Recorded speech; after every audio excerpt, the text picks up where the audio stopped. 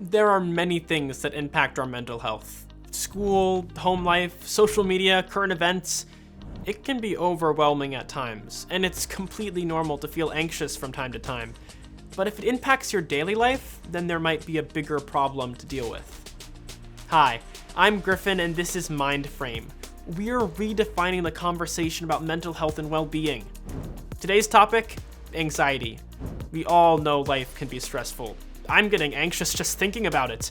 But there are healthy ways to cope with stress. So let's dive in. To help normalize anxiety, let's first explore the science behind it. Anxiety is one of the most common mental health disorders. Anxiety happens when a part of the brain, the amygdala, senses trouble. When it senses a threat, real or imagined, it releases two hormones into the body. One is cortisol, also called the stress hormone. Another is adrenaline, which makes the body strong, fast, and powerful. This surge of hormones is what is commonly called the fight or flight response. And it has been keeping us alive, well, as long as humans have been around. It's what healthy brains are supposed to do. So occasional anxiety is a normal part of life. Just because you feel anxious before a big test doesn't mean you have an anxiety disorder. People with anxiety disorders have frequent, intense, excessive, and persistent worry and fear about everyday situations. Anxiety disorders involve repeated, sudden feelings of intense anxiety and fear.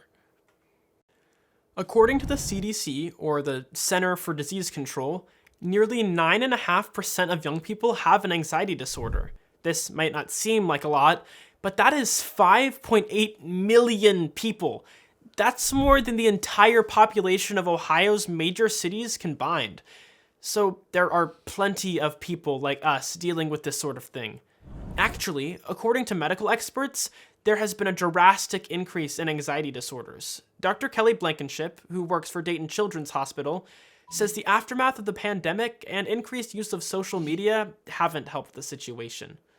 There has been, since COVID, an increase in anxiety for kids. So we're actually seeing in middle schoolers and high schoolers about twice the number of kids with anxiety symptoms than we've seen prior to COVID. COVID was a really scary time for everybody.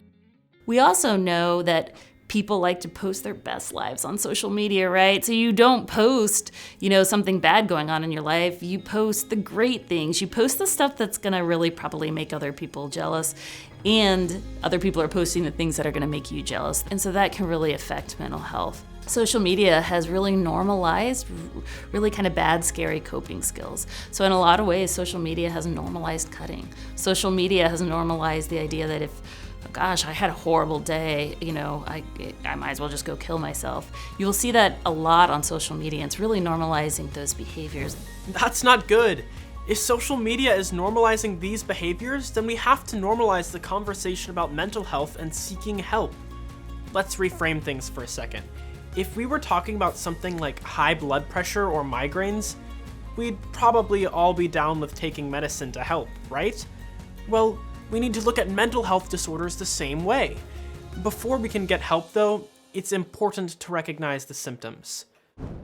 Symptoms of anxiety can differ depending on who you are, but a lot of middle school kids, when they start to have anxiety, they will start to worry about things that they didn't used to worry about. So maybe you would get nervous before a test. Maybe that's normal for you, but now all of a sudden, days before, you're feeling really, really anxious about that test, and you can't get that anxiety out of your mind. It can also be difficulty focusing because you're so worried you can't stay focused on material. It can be difficulty sleeping because at night you're anxious and you can't sleep. Some kids will get headaches and stomach aches, and sometimes kids will get irritable. I don't know about you, but learning about the symptoms just brings up more questions. Like, what can we do to prevent it? Is it preventable at all? Or once we see symptoms, are we just supposed to cope with it the best we can? To answer these questions, we caught up with social worker Deasia Thompson, who has some great tips for young people who are living with anxiety.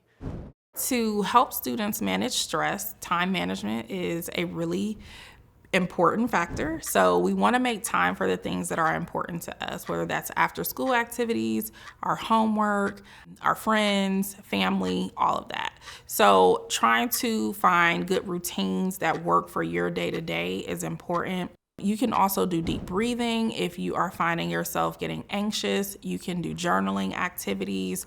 You can make sure that you're exercising and make sure that you are taking time to eat right and getting enough rest. Stress is a normal part of life, and we all experience it, and sometimes it pushes us to do our best. So with that, I would say make time for the things that are important, take care of yourself mentally and socially and physically, and then utilize your coping skills when you are feeling overwhelmed and stressed out. We probably hear some of these things all the time, and sometimes it's easier said than done, especially when life can be so busy, but it's important to take care of ourselves. There are plenty of resources available to help if you or someone you know is experiencing anxiety. But I have to say it again, the first step is to talk about it. Every school has trusted adults you can go to for help, and they can point you in the right direction. Who knows, they may even relate to what you're going through. Because guess what? Adults deal with anxiety too. Until next time, be well and let's take care of each other.